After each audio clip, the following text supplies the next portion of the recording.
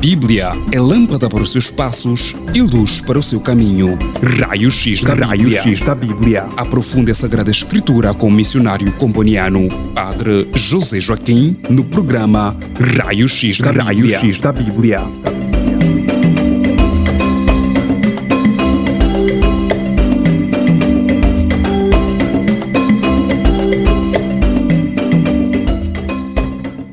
Caros ouvintes, sejam bem-vindos a mais um estudo bíblico Raio-X da Bíblia.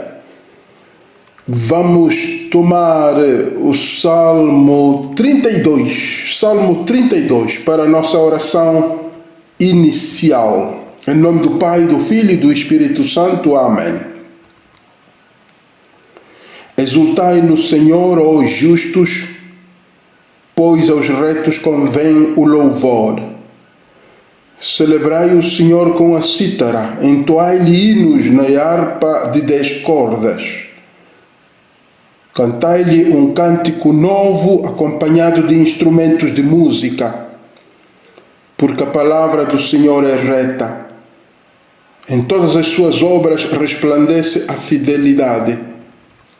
Ele ama a justiça e o direito, da bondade do Senhor está cheia a terra. Pela palavra do Senhor foram feitos os céus, e pelo sopro de sua boca todo o seu exército.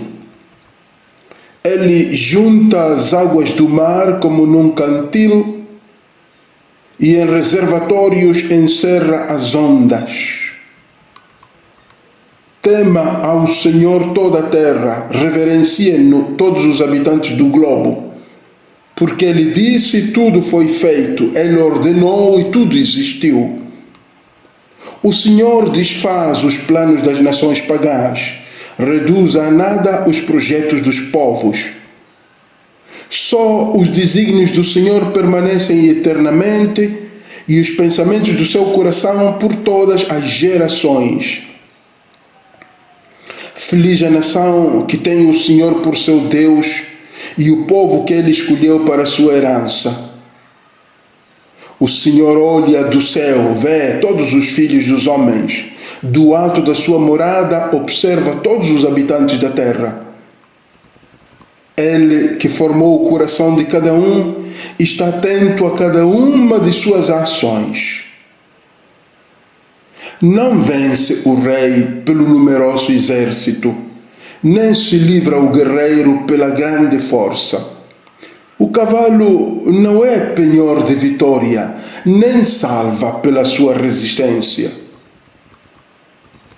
Eis os olhos do Senhor pousados sobre os que o temem, sobre os que esperam na sua bondade, a fim de livrar-lhes a alma da morte e nutri-los no tempo da fome. Nossa alma espera no Senhor, porque Ele é nosso amparo e nosso escudo. Nele, pois, se alegra o nosso coração, em seu santo nome confiamos. Seja-nos manifestada, Senhor, a vossa misericórdia, como a esperamos de vós.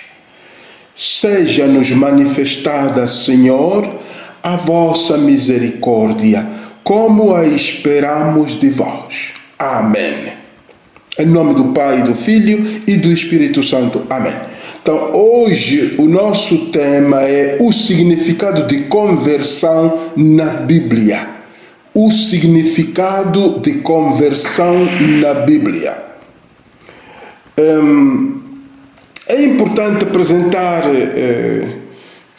aprofundar o significado bíblico de conversão, para assim esclarecermos quaisquer mal-entendidos que os cristãos possam ter relativamente à conversão, especialmente neste tempo da Quaresma. Este é um tema muito importante para toda a vida do cristão, e para todos os tempos, para todo o ano, digamos, mas especialmente para o tempo da Quaresma. A conversão é um tema muito importante. Então, aprofundaremos o conceito bíblico neste tema, o conceito bíblico de conversão nas Escrituras do Antigo e do Novo Testamento. Agora, conceito bíblico de conversão, assim, digamos, partindo das palavras da língua hebraica e da língua grega. Partiremos daí do Antigo e do Novo Testamento. Depois aprofundaremos já a teologia da conversão em ambos os testamentos. Mas vamos começar por olhar para o significado a partir das línguas em que a Bíblia foi escrita. O Antigo Testamento em hebraico, o Novo Testamento em grego. Então, o que podemos constatar aqui é que tanto o Antigo Testamento como o Novo apresentam a conversão como um passo importantíssimo da obra salvadora de Deus para a humanidade. No Antigo Testamento, a imagem utilizada no Antigo Testamento para designar conversão é a imagem de voltar atrás do pecado para Deus. Então, voltar atrás.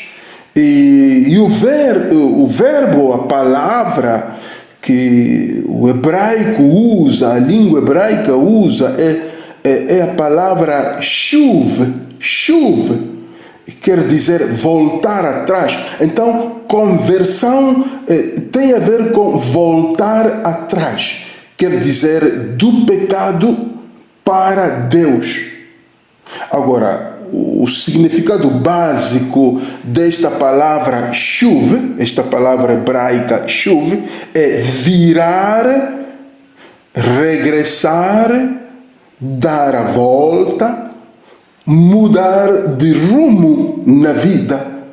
Então, este é o significado de conversão partindo da palavra shuv, do hebraico do Antigo Testamento. Então, aí, repito, virar, regressar, dar a volta ou mudar de rumo na vida. Agora, se formos olhar para Ezequiel 14:6, que a palavra shuv significa afastar-se dos ídolos. Agora, se formos ao Novo Testamento, aí encontramos uma palavra também que já não é hebraica, mas é grega. A palavra é epistrefo, também quer dizer voltar atrás ou regressar. É sinônimo da palavra shuv do Antigo Testamento. Então, no Antigo Testamento encontramos a palavra hebraica shuv e no Novo Testamento encontramos a palavra grega epistrefo. Ambas palavras, as duas, significam voltar atrás ou regressar. Outra palavra também importante no Novo Testamento é metanoia.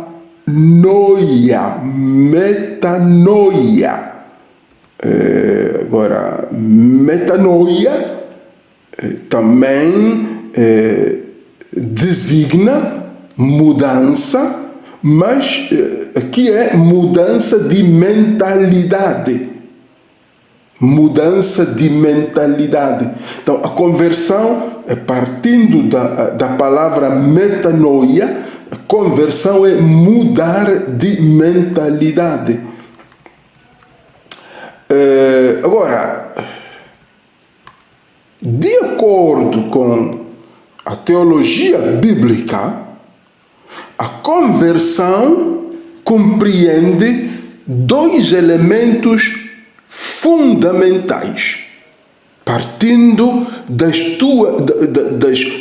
destas duas palavras, chuve, até diria das três palavras. Antigo Testamento em hebraico a palavra é chuve. Novo Testamento temos duas, epistrefo e metanoia. Então, combinando estas três palavras bíblicas, nós constatamos que há dois elementos vitais para a conversão. O primeiro elemento é arrependimento, o segundo é fé. Arrependimento e fé são palavras que não se podem separar. Onde há arrependimento, há fé. Onde há fé, há arrependimento. Então, é esta a conclusão que podemos tirar, partindo do estudo de três palavras bíblicas: chuve, Antigo Testamento, palavra em hebraico, e depois as duas palavras em grego no Novo Testamento. A primeira é epistrefo, também quer dizer voltar, regressar, mas também tem metanoia, quer dizer mudar de mentalidade. Então não é possível converter-se sem mudar de mentalidade. Então nós, partindo daí, constatamos que há dois elementos inseparáveis para a conversão. O primeiro elemento é arrependimento. O segundo elemento é fé. São duas palavras inseparáveis. Quem se arrepende é aquele que tem fé.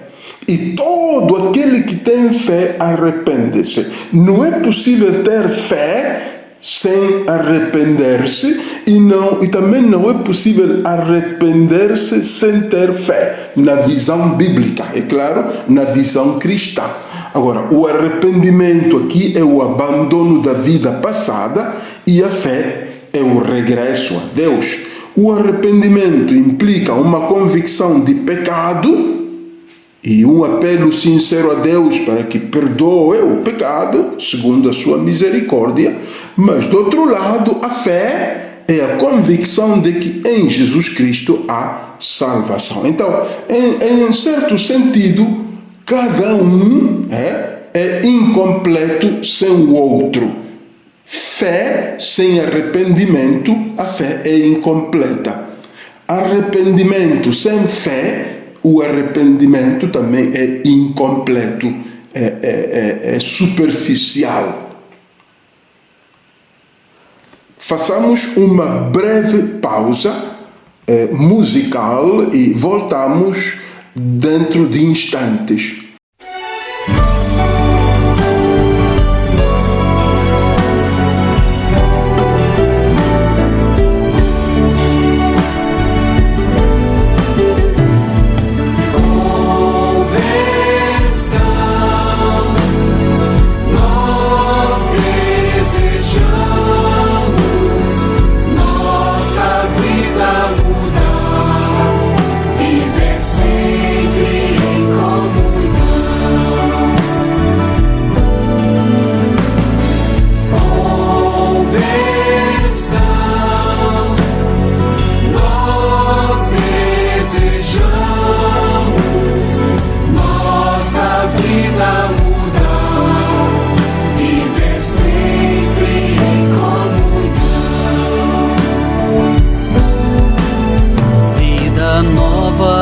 Toda pessoa que abrir o seu coração, esmola, oração e jejum, vamos todos buscar busca conversão. Tentações todos nós vamos ter, no caminho elas podem chegar, mas quem crê na palavra de Deus vence o mal e o céu buscará.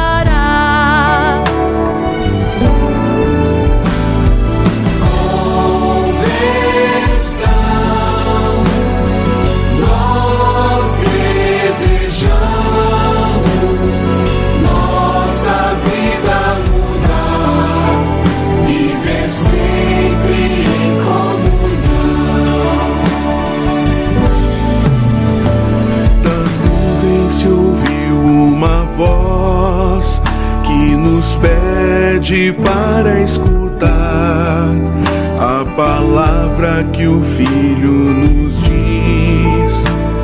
O reino de Deus é amar Jesus, verdadeiro templo. Ele pode o mal expulsar, justiça, verdade, bondade. O bem deve sempre reinar. Conversão, nós desejamos nossa vida mudar, viver sempre em comunhão. Nosso Deus é puro amor, que ilumina o nosso caminho. Todo aquele que nele crê, vida eterna irá alcançar. Para seguir Jesus, precisamos a vida entregar, compromisso com o reino de Deus nos faz servir e amar. Conversão, nós desejamos nossa vida mudar, viver sempre em comunhão.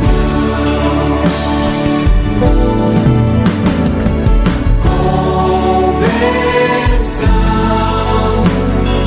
nós desejamos nossa vida mudar, viver sempre em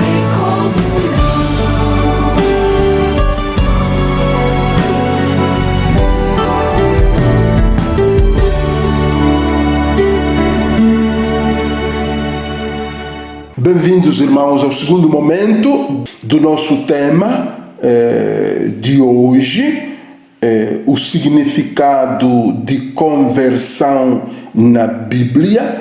Já fizemos uma introdução partindo do significado de 3 palavras bíblicas: chuva do Antigo Testamento, epistrefo e metanoia do grego do Novo Testamento, e concluímos da análise destas palavras que arrependimento e fé são inseparáveis no processo da conversão. Para que haja conversão, deve haver arrependimento e fé. E dizíamos que não há arrependimento sem fé e não há fé sem arrependimento. Então, depois da pausa, vamos então, como dizíamos na introdução, que íamos tratar primeiro a conversão no Antigo Testamento, segundo, a conversão no Novo Testamento. Então agora vamos passar a ver a conversão no Antigo Testamento. Agora, a conversão como é apresentada no Antigo Testamento é uma, digamos, é uma prática do povo de Israel como povo. O povo era um povo de conversão, um povo que abraçava, que a conversão, digamos, para o povo de Israel era uma prática comum, religiosa, buscar a conversão, converter-se. Agora, quando o povo de Israel se estabelece na Palestina, o povo de Israel ele começa a afastar-se do Senhor, a servir os deuses das nações vizinhas e adotar práticas imorais e malignas. Depois, Josué lidera Israel na renovação da aliança com o Deus Javé. Aqui o aspecto fundamental era o apelo ao arrependimento para poder renovar a aliança com Deus. Arrependimento para renovar a aliança com Deus. Diz Josué 24, 23: lançai fora os deuses estrangeiros que estão no meio de vós e entregai os vossos corações ao Senhor Deus de Israel. Então aqui há uma renovação da aliança através do arrependimento, fazendo o quê? Lançando fora os deuses, os ídolos, e entregando os corações a Deus, ao Deus único. Então, aqui temos uma ideia muito importante de arrependimento no Antigo Testamento. Lançar fora os ídolos, os deuses dos pagãos. Então, aqui, se queremos aplicar a nossa vida hoje, podemos dizer que não há conversão, ou para que haja conversão, é preciso lançar fora, abandonar os ídolos, os deuses estrangeiros, os deuses falsos. Agora, mais tarde, Samuel também vai abordar o tema da idolatria no livro de Samuel 7:3. Também, se queremos, 1 de Reis 8, e também temos uma referência ao arrependimento e sobretudo à conversão, mas nós podemos ficar com o 1 de Samuel 7:3. 1 de Samuel 7:3. E aí Samuel exorta Israel a afastar-se dos deuses estrangeiros e a regressar ao Senhor para o servir. Para o servir. Mas este abandono dos deuses pagãos, dos deuses falsos, para regressar ao Senhor, comportava, primeiro, luto, segundo, jejum, terceiro, oração. Primeiro, luto, segundo, jejum, terceiro, oração. Então, para o povo de Israel, não era importante no processo de conversão estar de luto. Agora, luto aqui é mesmo toda aquela atitude de profunda tristeza, não é? Uma profunda tristeza, depois jejuar e orar. Então, 3 elementos se a pessoa quer converter-se, segundo a teologia do Antigo Testamento. Profunda tristeza, jejuar e orar. Então, para o povo de Israel não era possível converter-se sem estes 3 elementos. Profunda tristeza pelo pecado cometido, ou profunda tristeza pela vida de pecado que a pessoa está a levar, depois jejuar, depois orar. Depois, Salomão também, outro aspecto importante aqui a referir, Salomão fala de mudar de coração, não é? Usa o termo mudar de coração, como dizíamos, 1 Reis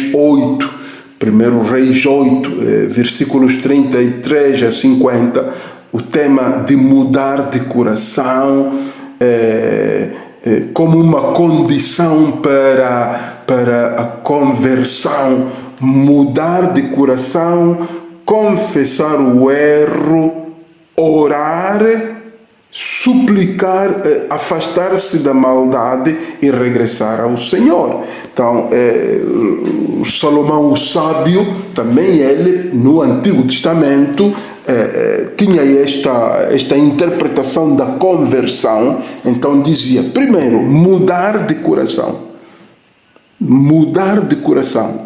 Segundo, confessar o erro. Terceiro, suplicar ou rezar, suplicar. Quarto, afastar-se da maldade experimentada. E por último, regressar ao Senhor, mas com todo o ser. Porque Salomão sublinha este aspecto, porque é possível regressar ao Senhor, mas não com todo o ser, não? Então a verdadeira conversão é a conversão de Salomão, segundo Salomão, estes passos, mudar de coração, quer dizer, de fato, arrepender-se profundamente, depois confessar o erro, depois suplicar misericórdia, depois afastar-se da maldade e, por último, regressar ao Senhor com todo o ser ou com todo o coração. E, se formos ver os salmos, e também temos alguns elementos muito importantes, sobretudo no Salmo 51, ou Salmo 50, se queremos, Salmo 50, temos aí David compôs este salmo depois do seu pecado com Betsabé e do assassinato deliberado do seu marido, do marido de Betsabé. Após o aviso do profeta Natã, David percebeu a sua culpa e arrependeu-se imediatamente. Podemos encontrar aqui alguns elementos também muito importantes para a conversão davídica. Nós vimos antes a conversão em Salomão, mas também tem alguns elementos na conversão davídica, quer dizer, de David. Primeiro ponto na conversão davídica, primeiro ponto é expressar a consciência do pecado, quer dizer, você dizer a Deus que é consciente que cometeu o pecado. Você é consciente que cometeu o pecado. Segundo, oferecer uma mensagem sincera de confissão de pecado. Confessar o pecado. Não só, o primeiro ponto digamos, expressar a consciência de que você sabe, você apercebeu-se do seu pecado. Segundo ponto, confessar a Deus com a boca. Terceiro ponto, atitude de contrição, quer dizer, sentir mesmo o espírito. David falava do espírito quebrantado, o espírito partido, coração partido por causa do pecado. Esse é o terceiro. Quarto lugar da conversão davídica é a oração dos pecados. Em quinto lugar, renovação interior. E em sexto e último lugar, a alegria da libertação. Então, é também importante a conversão davídica, não é? Repito os passos desta conversão davídica de David. Primeiro passo, ter consciência de que a pessoa cometeu pecado, não ignorar o pecado. Segundo, confessar o pecado com a boca. Isto pode ser, é claro que aqui no Antigo Testamento não existia a confissão perante o sacerdote. Esta é uma confissão perante Deus com a boca. Terceiro ponto é demonstrar atitude de contrição, espírito quebrantado, espírito ou um coração partido por ter cometido pecado, experimentar que o meu coração está mesmo partido. Em quarto lugar, expressar arrependimento orando pelo perdão dos pecados, implorando misericórdia, implorando purificação de Deus. Em quinto lugar, procurar uma profunda renovação interior,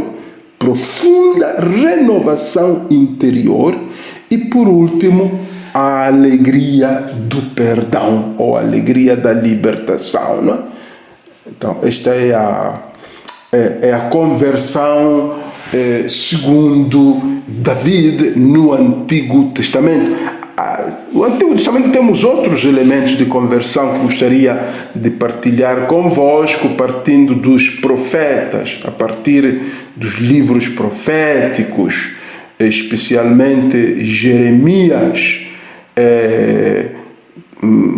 O tema de arrependimento e conversão são muito presentes, estão muito presentes nos profetas Isaías, Ezequiel, Oséias, mas sobretudo em Jeremias. Jeremias é aquele que usa a conversão e o arrependimento, descreve com uma exortação. Jeremias 4:4 diz: circuncidai-vos. Então, para ele é como uma circuncisão.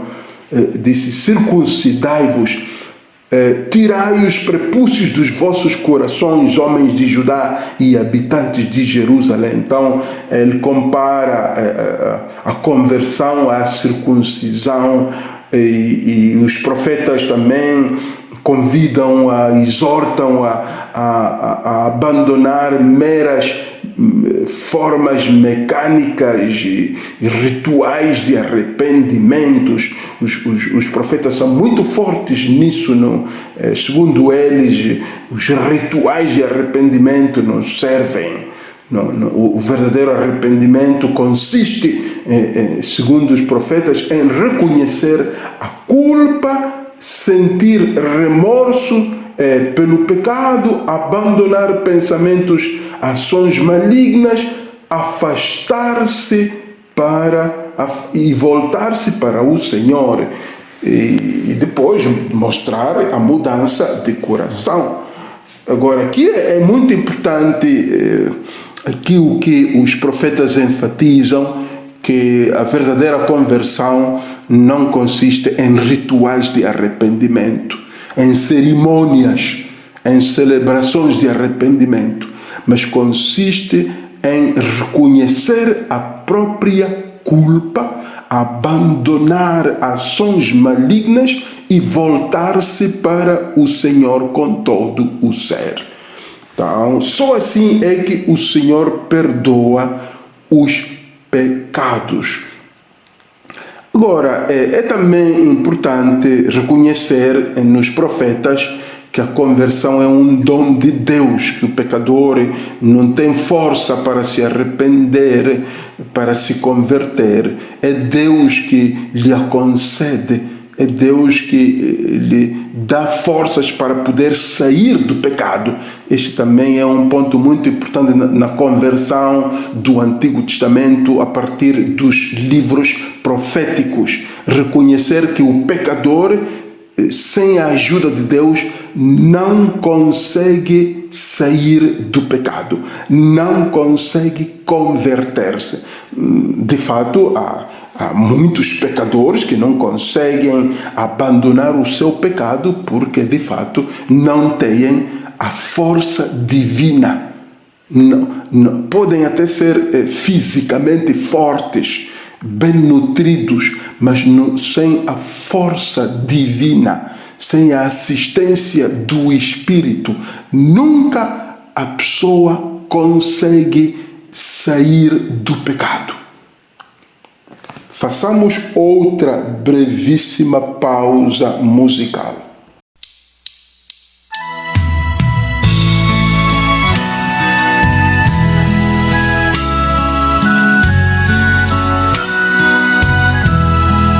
Eis o tempo de conversão, eis o dia da salvação.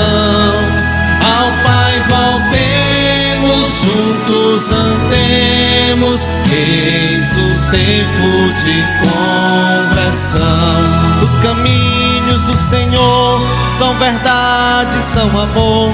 Dirigi os passos meus, em vós espero, ó Senhor. Ele guia ao bom caminho quem errou e quer voltar. Ele é bom, fiel e justo, Ele busca e vem salvar. Eis o tempo de conversão, eis o dia da salvação. Ao Pai voltemos, juntos andemos, eis o tempo de conversão. Viverei com o Senhor, Ele é o meu sustento. Eu confio mesmo quando minha dor não mais aguento. Dei valor aos olhos seus, meu sofrer e meu morrer. Libertai o vosso servo e fazei-o reviver. Eis o tempo de conversão, eis o dia da salvação. Ao Pai voltemos, juntos andemos, eis o tempo de conversão. A palavra do Senhor é a luz do meu caminho. Ele é vida, é alegria, vou guardá-la com carinho. Sua lei, seu mandamento é viver a caridade. Caminhemos todos juntos, construindo a unidade. Eis o tempo de conversão, eis o dia da salvação. Ao Pai voltemos, juntos andemos, eis o tempo de conversão, eis o tempo de conversão, eis o dia da salvação.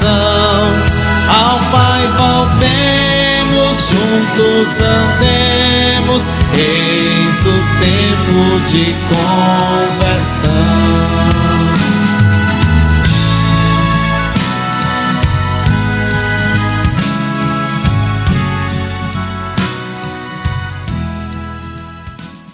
Bem-vindos ao terceiro e último momento do nosso tema de hoje. Acabamos de ver a conversão no Antigo Testamento. Vamos agora aprofundar a conversão no Novo Testamento. Vimos conversão no Antigo Testamento, agora vejamos a conversão no Novo Testamento. Os evangelhos retratam o mistério de Jesus como um constante apelo à conversão. Toda a vida de Jesus Cristo é um apelo à conversão. E se formos ler Marcos 1,15, diz o seguinte: arrependei-vos e acreditai na boa nova.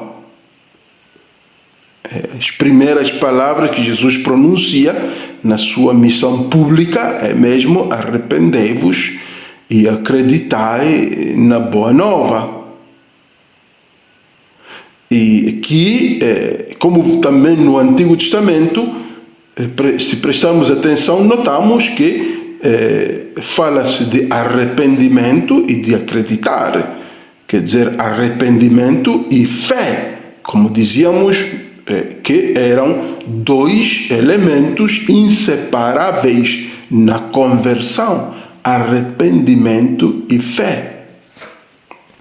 Jesus quis mostrar também esta temática, ilustrar a temática da conversão, colocando uma criança entre os seus discípulos e falando para os discípulos: se não vos converterdes e não vos tornardes como crianças, de modo algum entrareis no reino dos céus. Isso é Mateus 18:3. Mateus 18:3. Então, a criança é colocada perante os discípulos e Jesus diz-lhes: se não vos converterdes e não vos tornardes como crianças, de modo algum entrareis no reino dos céus. É como que o ser como uma criança, o tornar-se como uma criança, é aqui o padrão de arrependimento. Se você quer se arrepender, deve aprender da inocência das crianças. Deve ser como uma criança inocente, sem pecado, límpida e tudo. Então, tornar-se como criança. Depois, Jesus também, em Lucas 15, 11 e 32, na parábola do filho pródigo, Jesus apresenta o modelo de conversão. Lucas 15, 11, 32. Qual é o modelo de conversão? É a do filho pródigo. Quer dizer, tomar consciência da sua condição perdida, confessar honestamente os pecados, reconhecer a própria indignidade perante Deus e determinar a determinação de regressar à casa do Pai.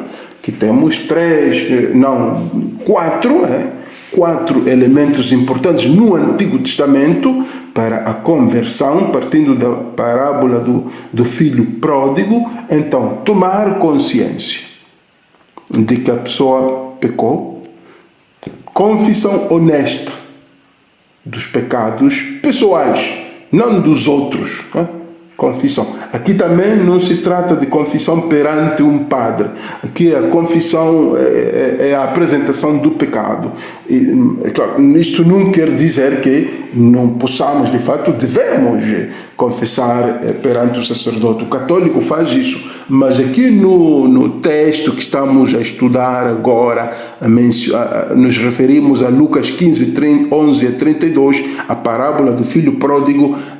A confissão que o filho pródigo faz não é perante o sacerdote, é perante Deus. Não é? Então, insisto e repito, conversão, a conversão consiste na consciência da condição perdida, consciência de que perdeu a pessoa a inocência, a pureza e a santidade. Você perdeu alguma coisa cometendo pecado. Segundo, confessar com a boca. Terceiro, reconhecer a própria indignidade perante Deus, quer dizer, sentir-se não merecedor do perdão de Deus, e depois tomar a decisão de regressar à casa do Pai. Então, este quarto ponto também é muito importante, né? Tomar uma decisão determinada, uma decisão clara e forte para regressar à casa do Pai. Então, podemos até dizer por que muitos não se convertem, porque não tomam esta determinação, uma decisão de regressar à casa do Pai. Se formos no Novo Testamento, se formos olhar para o livro dos Atos dos Apóstolos, aí notamos a conversão do apóstolo Paulo no caminho de Damasco, que foi uma conversão decisiva. nas igrejas do primeiro século. Paulo era judeu de nascimento, circuncidado segundo a lei, educado na cultura e religião de Israel, pertencia Paulo à seita dos fariseus, era perseguidor da igreja, era um grande religioso do seu tempo, mas ele é vencido pelo poder e pela graça de Cristo. Ele arrepende-se da sua vida anterior, confiando em Cristo. Ananias impôs-lhe as mãos e ele ficou cheio do Espírito Santo e foi batizado e começou uma nova vida. Então aqui é vencido pelo poder e pela graça de Deus. Paulo arrepende-se da sua vida anterior e confia em Cristo. Então conversão aqui é mesmo o abandono da vida anterior, que no livro dos Atos dos Apóstolos não é possível converter-se sem abandonar a vida anterior. Não é possível converter-se sem abandonar a vida anterior, a vida de pecado. É claro que também esta vocação de Paulo,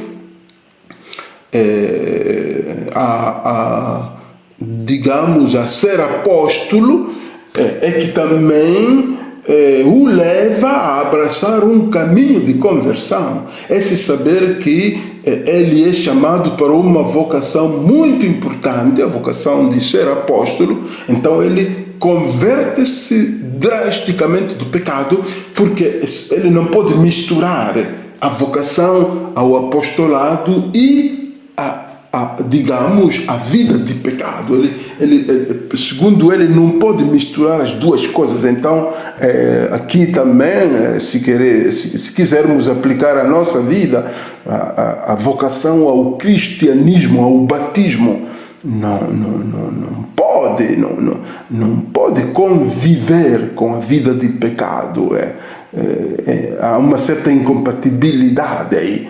Então é importante aprendermos também nós de Paulo o fato de sentir-se chamado a uma missão ou como consagrado, como consagrada. Então isso automaticamente exclui a vida de pecado. Não podem coexistir vida de pecado e vocação a algo importante como o batismo, ou mesmo como uma consagração, como padre ou religioso.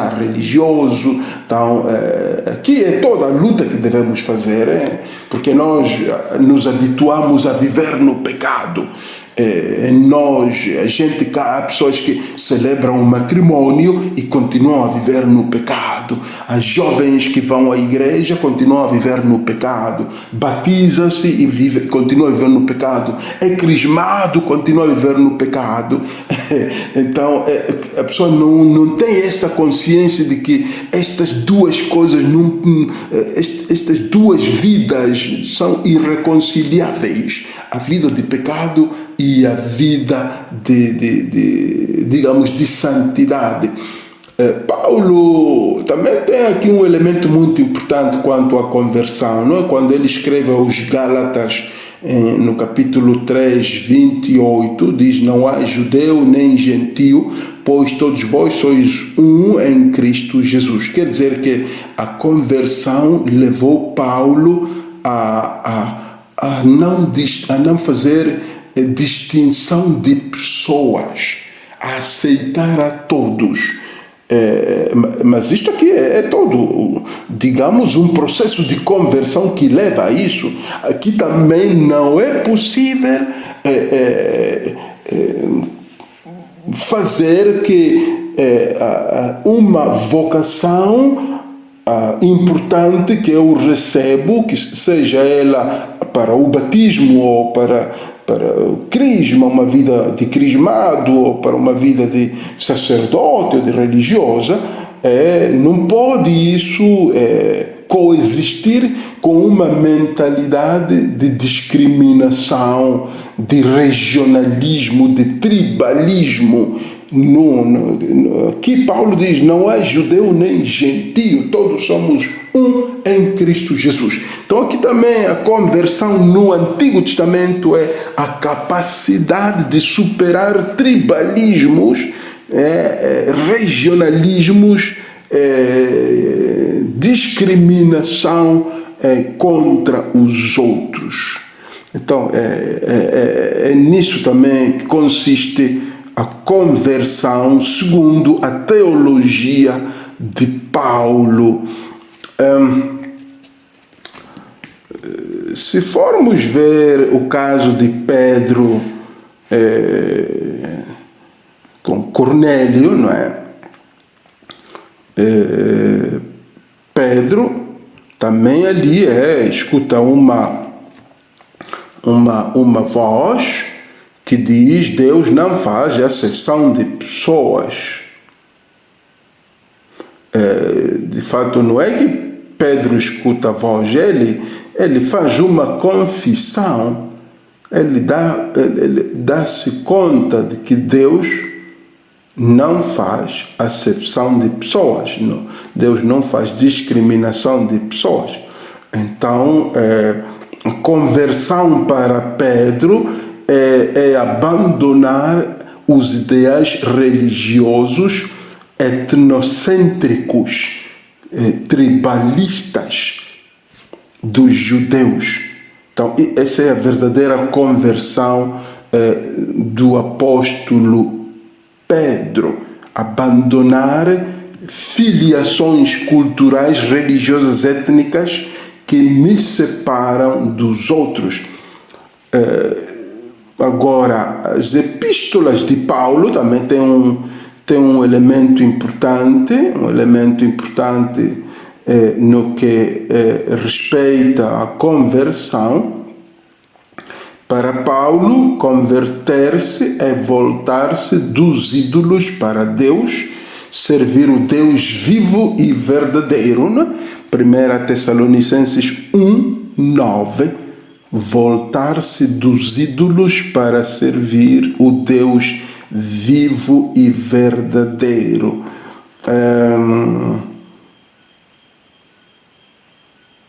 Para Paulo, nas suas cartas, a conversão é mesmo a capacidade de servir o Deus verdadeiro, a determinação de servir o Deus verdadeiro. Ninguém pode servir o Deus verdadeiro sem a conversão, e também não é possível converter-se sem servir o Deus verdadeiro. Podemos fazer uma breve síntese aqui conclusiva. Este olhar para a literatura bíblica no Antigo e no Novo Testamento mostra que a conversão é um ato voluntário, a conversão é uma decisão voluntária e não obrigatória, não é? Ninguém é obrigado a converter-se, deve ser o pecador que toma a decisão de se converter, rejeitar com todo o coração o modo antigo de vida, não é? O antigo modo de vida, e voltar para Deus em busca de salvação. Conversão, segundo este estudo que acabamos de fazer, envolve arrepender-se do pecado, abandonar os deuses falsos e as práticas malignas e entregar-se a Deus com fé em Jesus Cristo. Conversão, sobretudo em Paulo, no apóstolo Paulo, leva à regeneração, à transformação, a uma regeneração da pessoa, E esta regeneração dá à pessoa uma nova vida. A pessoa começa uma nova vida, um novo comportamento. Isso é a verdadeira conversão.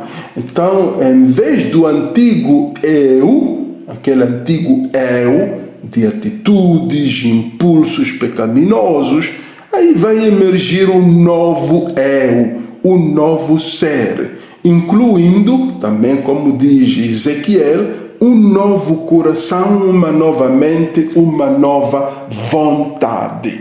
Um novo coração, uma nova mente, uma nova vontade. Basicamente, a conversão é essa, abandonar os atos pecaminosos e renovar-se no coração, na mente e na vontade. Estes três elementos que interagem na conversão são muito importantes. A conversão envolve coração, mente e vontade. Coração, mente e vontade. Como é o meu coração, como é a minha mente e como é a minha vontade. Então, a conversão envolve estes três elementos. As antigas coisas passam, tudo se faz novo na pessoa, como segundo a carta segundo aos Coríntios 5:17, né? Agora, este ser homem novo é um homem criado à semelhança de Deus, na justiça, na santidade e na verdade. Então, conversão é isso, abraçar a justiça, a santidade e a verdade, mas também e sobretudo a vida de amor. É isso. O verdadeiro convertido é uma pessoa que ama. Não é possível converter-se e não amar. Quer dizer, também estas coisas são inseparáveis. A pessoa converte-se, quer dizer, renova a sua mente, o seu coração e a sua vontade, então é capaz de amar, é capacitado a amar. Deixa, como dizíamos, o antigo modo de vida e abraça o amor, a justiça, a santidade, o autocontrolo, a misericórdia e torna-se como Cristo, não é? Torna-se como Cristo. De fato, se quisermos resumir, conversão é ser como Cristo, não é? À altura de Cristo, como Filipenses 2, 5 e seguintes, não é? Tornar-se como Cristo, entregar totalmente a vontade e o ser e tornar-se uma pessoa nova. Então, isto aí é basicamente o que a Bíblia no Antigo e Novo Testamento nos ensinam sobre o tema da conversão. Então, muito obrigado pela atenção dispensada, um bom caminho quaresmal para todos vós. Podeis revisitar alguns destes elementos durante a quaresma para que possais, de fato, empreender um caminho de conversão que vos leve a ser como Cristo. O Senhor abençoe esta caminhada quaresmal e abençoe tudo o que fizermos, este processo de preparação para a Páscoa. O Senhor abençoe as nossas famílias, abençoe o nosso trabalho, os nossos sonhos, sobretudo este processo de conversão. Ele que é Pai, Filho e Espírito Santo. Amém. Muito obrigado pela atenção, irmãos e irmãs. Até para a semana.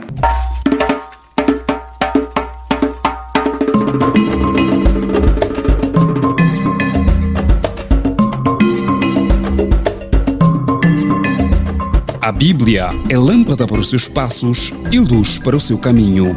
Raio-X da Bíblia. Aprofunde a Sagrada Escritura com o missionário comboniano, Padre José Joaquim, no programa Raio-X da Bíblia.